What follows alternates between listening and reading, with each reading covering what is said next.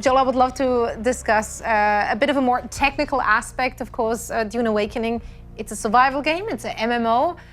Two different game types, which I'm sure on the back and front end have to be treated differently. How does the player experience those different aspects from a server infrastructure point of view? Yeah, so a lot of survival games are either you have solo games like Subnautica, you have these like, local server 8-player sort of Valheim style games. Then you have larger single server like Conan Exiles or Ark. You have large sort of players on a single map.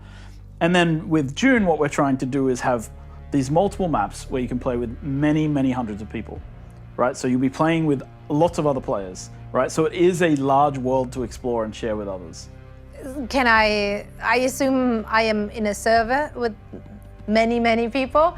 Can I move between servers, or can I group up with people on different servers? Is that possible? Yeah, so when players start to play Dune Awakening, they choose a world.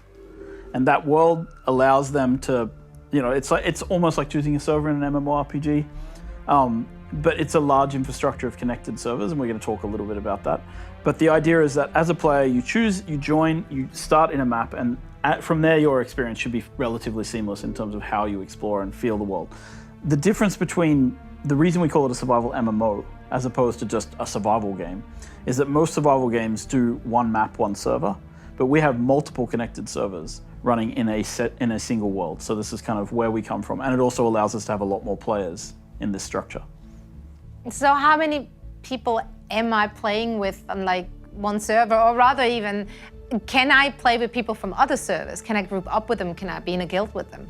Absolutely, you can be in a guild with people across servers. There's no problem there. Within your world, you can join a guild with anybody, right? When you join the game, you start in a server which is a Hagga Basin, right? We call it the Hagga Basin. The Hagga Basin is the starting server. It's a server with a minimum of 40 other players. It's a place where you can build, craft, survive, progress.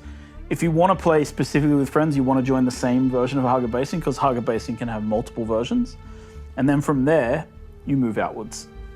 I can select which Hagga Basin I'm starting with. So like if we start in the game at the same time, I can make sure that we're spawning in the same. Not only that, our server browser also tells you where your friends are playing. Okay, perfect. So it tells you exactly who's on which server, so which dimension and which areas, so you'll know. Okay, so we have different areas, different servers, different maps on said servers. How do I traverse between maps? So once you're ready to leave the Hagga Basin, you craft yourself an ornithopter, for example, and you fly out into what's called the Overland map. And the Overland map is a server, again, running, that you can meet hundreds of other players on, and allows you to see all the locations in the world. So you physically fly between locations on the Overland map. Now you said my homies can come and pick me up. If you're a good homie and you don't want to put me in a dangerous spot, where do you bring me early on? Where can I meet other people? Where can I meet up with my guildmates even?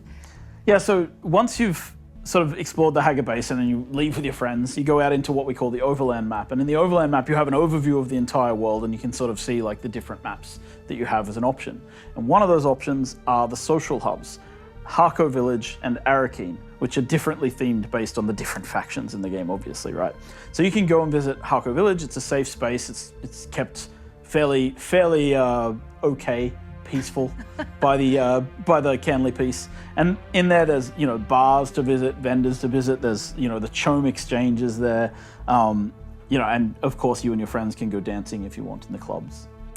Okay, did not expect that to be part of the game, but you gotta relax every once in a while as well. Now, once I'm done dancing and I slept off my probably hangover, I want to get out into the action. Where am I going? So then you'll go back to the Overland map and you'll fly to the Deep Desert. The Deep Desert is this massive area. It's 500 kilometers squared.